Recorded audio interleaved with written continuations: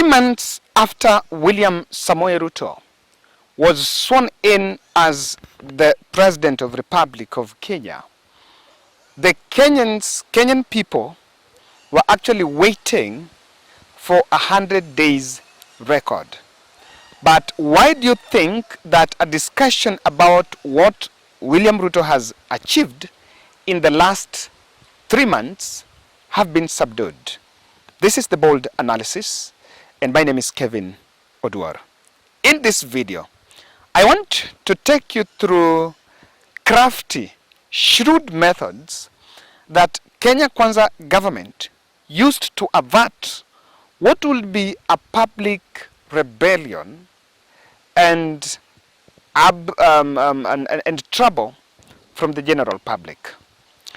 Let me say something here, that when William Ruto and Kenya Kwanza government came into office, they came at an age that I've always said is a digital age.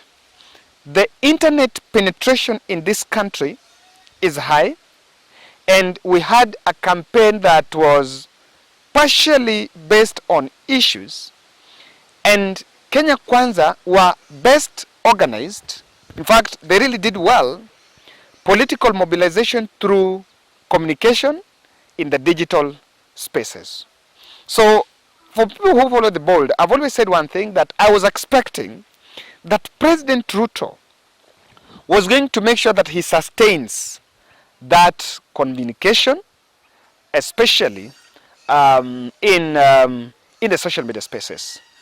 And so, if you've been a keen political observer, do you know that the Kenyan media did not take stock of what William Ruto has achieved in the last 3 months? What I have gathered exclusively is that there were a couple of some interviews that were organized that the media houses tried to push some few members from the cabinet, and there was a lot of picky-ponky games, poker games, and they even never allowed that to go on. So a few came out, but from what in the journalistic corridors, some powerful government officials were actually uncomfortable with interviews just to speak about the 100 days record. So I want to ask you, let's give Caesar what belongs to him. And what do you think Ruto has done good? I want to ask you, what do you think he has done good? And if so, why is it not being said in public? Because we know that Kenya Kwanza, and the shrewd politician William Ruto is, he will want political mileage in everything. And also ask yourself, as far as media was trying to keep Ruto into check, what happened that move seems to have been muzzled, and they were not asking the tough questions? Kindly subscribe to our channel, click the notification bell, and also like our video. I want to tell you one thing, that when you speak to the people of this country, just speak informal talks, you'll actually have a sense of people feeling that they've been let down. In fact, there is a very clear distinction between a man that voted for William Ruto expecting overnight success on 9th August and a man that is heading to Christmas today and is worried that nothing so far has been done. I am not saying William Ruto has not done anything, but if you refer to his speech on Madaraka Day, on Mashujaa Day, he said he wanted Kenyans to have a feeling of what so far he had achieved. And I think the political handlers knew very well that what the Kenyan media were going to keep stock of what the executive was doing or what Kenya Kwanza had achieved. So let me tell you, what President Ruto did is to rush the Hustler Fund project. The Hustler Fund project initially was not supposed to be launched in January, in December. In fact, it was the first phase was supposed to be launched in February. I think I read that in the newspaper. Being the first discussion was that it was going to be launched at a later date. But when they realized that, I think from the intelligence, that Kenyans were a bit impatient because at the campaign trail there was poetic talk on how the economy was going to be overturned in the next few days, they realized they had to rush that project. And even though it's a populist, I've always said it's a populist project because, not because it doesn't succeed or we are giving people money, but even the branding of the word hustler, President Ruto campaigned on a platform of him being a hustler. So even the branding of that project, of the Project Hustler Fund, only tells you that it resonates and it's supposed to remind the voter that we are government of hustlers. And so ask yourself a simple question. I analyzed before I left Nairobi, I think 2 days before I left Nairobi on 23rd, that one thing here is, the last time I checked that data, was that 15 billion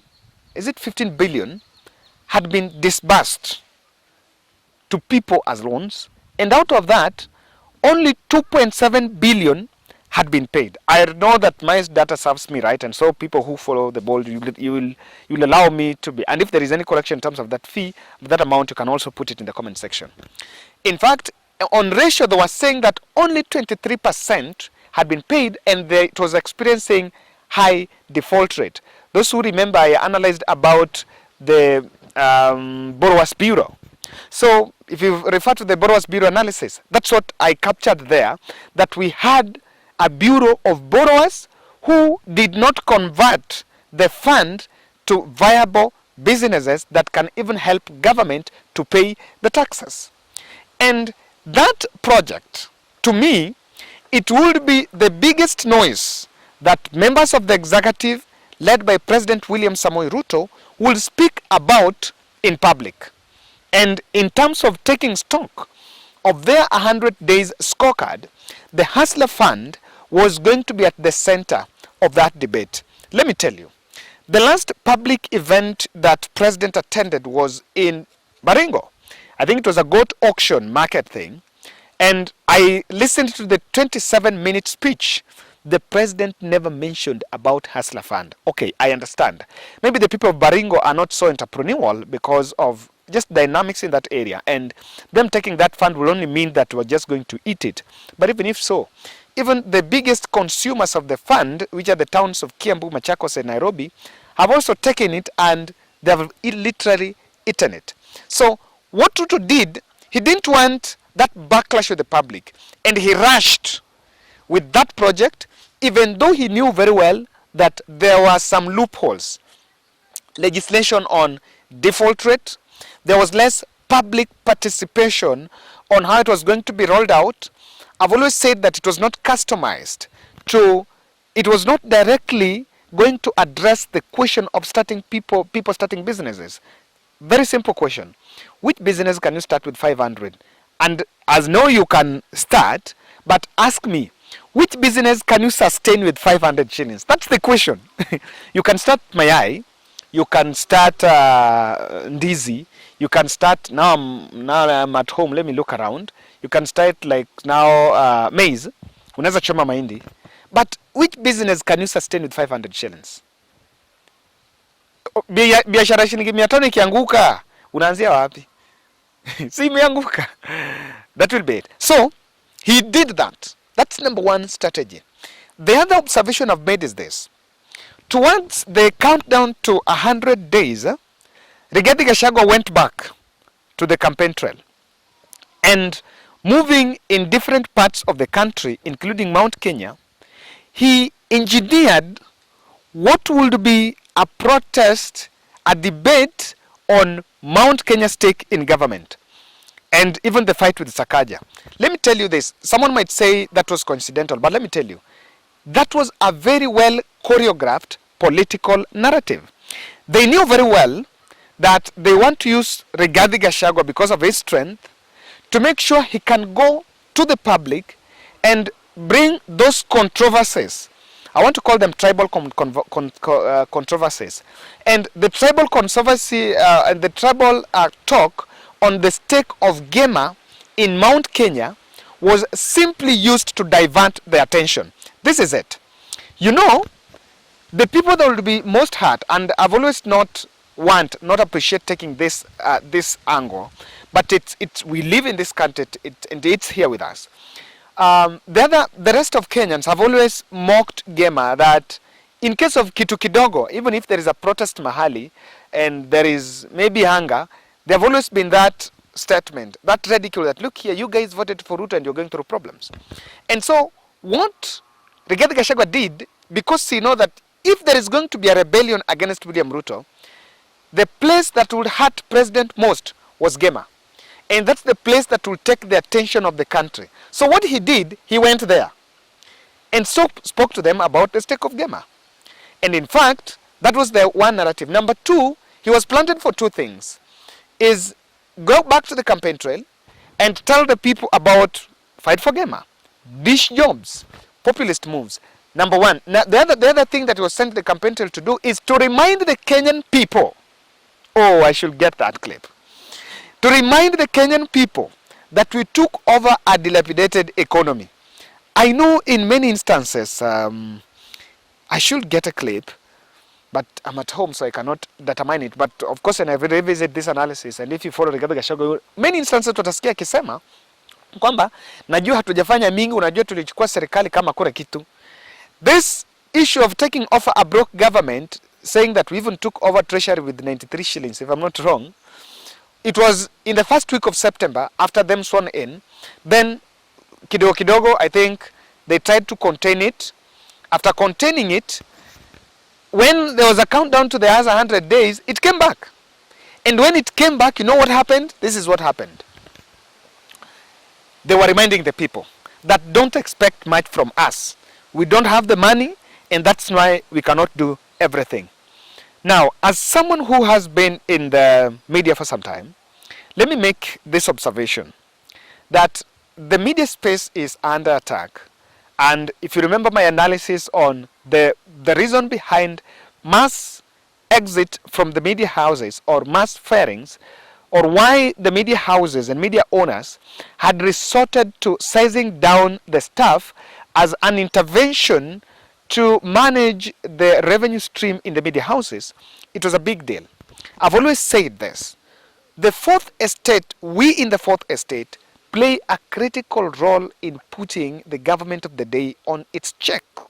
So when we have bottlenecks in the media spaces, the person that suffers is common mwananchi. Why am I speaking about this? President Ruto knows very well that government owes media, I think, close to 1 billion.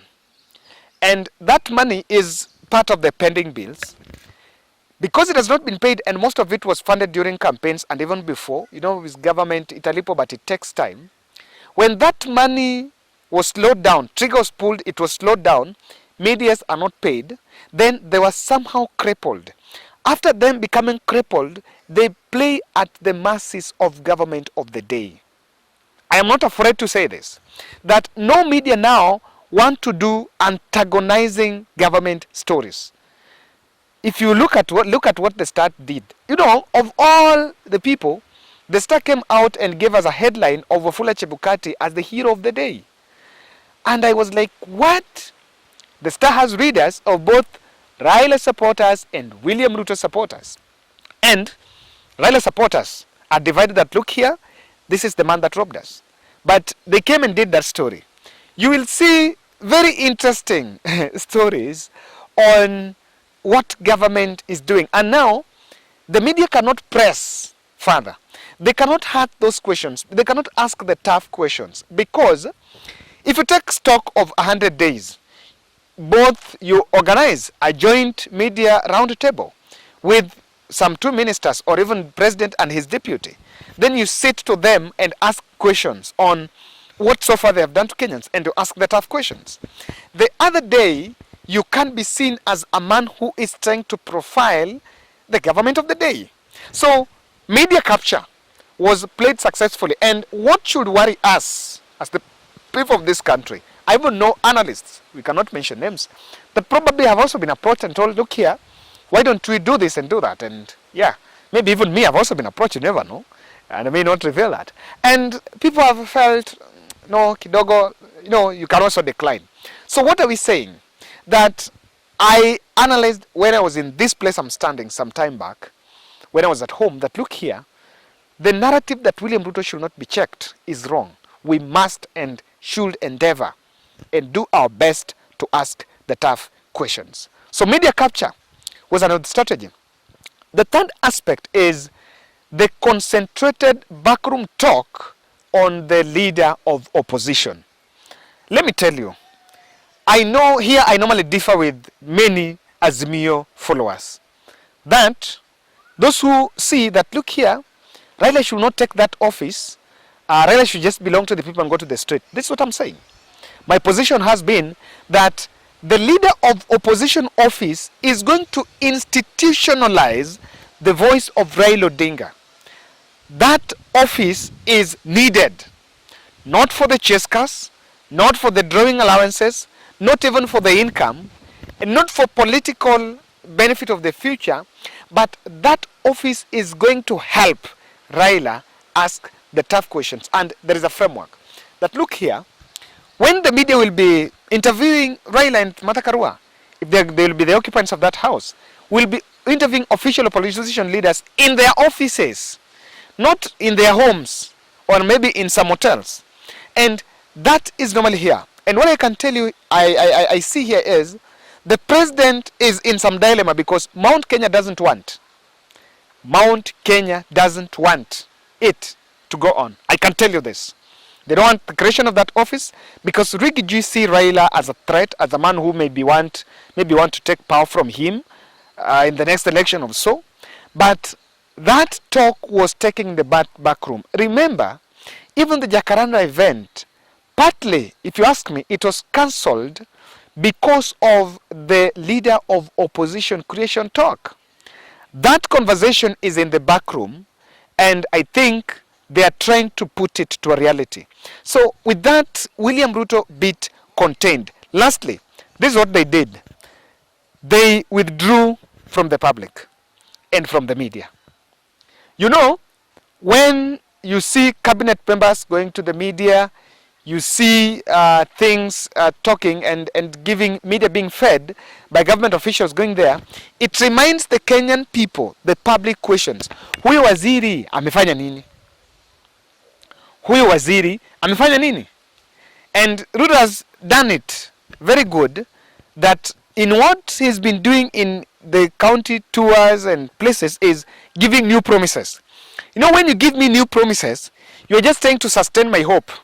And it's the cover up, and many people may not say that, look here, before you tell me that you're going to build the 100 dams, I should first ask you why the price of unga is not down.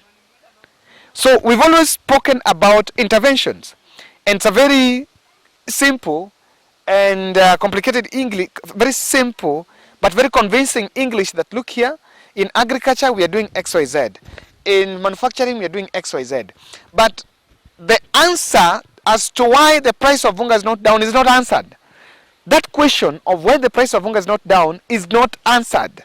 We're just told we are doing subsidies, we are replacing them with fertilizer subsidies. We are stopping over dependence on rainfall, and we are now doing 100 dams for irrigating the farmland. We've realized that instead of depending, we are badly placed, we're importing the maize and the rice back in the country here so that we sustain. But remember what? We are just covering the deficit. But on tough questions, Kenyans are not getting those answers. I don't know. Ask yourself where you are. Do you think that media have done fair job to put William Ruto, put stock of what Kenya Kwanza promised to Kenyans and whether they have delivered it in their 100 days in office? That's my take.